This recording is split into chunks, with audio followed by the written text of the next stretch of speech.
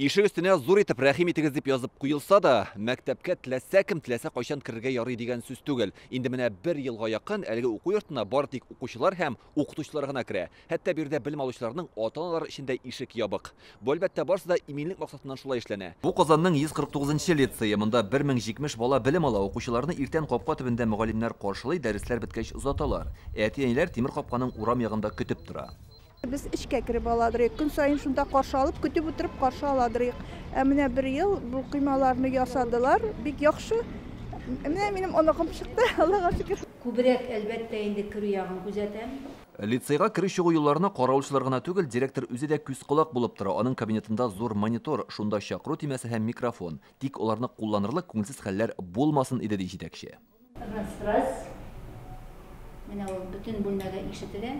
Бик уңайлы шушындый әйбер. Бу чара инде менә Аллам сакласын, кирәк булмасын. 149-нчы лицейдагы иминлек системасы иң заманча техника белән җиһазландырылган. Эчтә, тышта камерлар узган ел май айында лицей мәйданын яңа кыйма белән урап алганнар. Хәтта урамда да караучы пункты бар. Бүген буларны журналистларга күрсәттеләр. Коллектив белән, мондагы хезмәткәрләр белән, хәтта әти-әниләр белән аңлату эшләре. Аннан соң инде төрле менә шушы практикада бу чаралар килеп чыккан вакытта үзеңне үзең саклау, балаларны коткару мәсьәләләрен без даими рәвештә карап торабыз. Аның өстенә инструкторлар үткәрәбез. Например, это видеонаблюдение. То есть все камеры периметра. Узган ел Казандагы 81 мәктәп шулай җиһазландырылган. Тагын 389 белем бирү объектында гадәттән тыш хәл вакытында коткаручыларны чакыру темалары яңартылган. 41 мәктәп һәм 18 балалар бакчасында микрофон белән бина эчендәгеләргә игълан җиткерү системасы урнаштырылган. Полиция, МВД, Росгвардия, ФСБ хезмәткәрләре белән бергә план буенча инде тикшерүләр дә алып барабыз, карыйбыз бу эш мәктәпләрдә, балалар бакчаларында ничек куелган.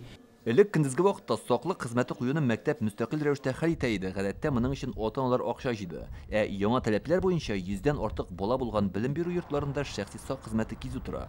Алар өчен республика бюджетыннан түләнә. Они проходят школу, охранники, вот им выдаются лицензии. Безнең хезмәткәрләр уку йортын саклый, алар үзләре дә даими тикшеренеп торырга тиеш. Ягъни медицина күзәтүе узарга, психологта, наркологта булырга, барысы да тәртиптә булса, лицензия бирелә. Быел Казандагы тагын 150 белем бирү йортында кыймаларны яңартып сак пункты куячаклар. Моннан тыш янгын куркынычсызлыгын да көчәйтергә җыеналар. Илдар Сафиуллин, Гадел Миңдубаев, Яңа Гасыр каналы.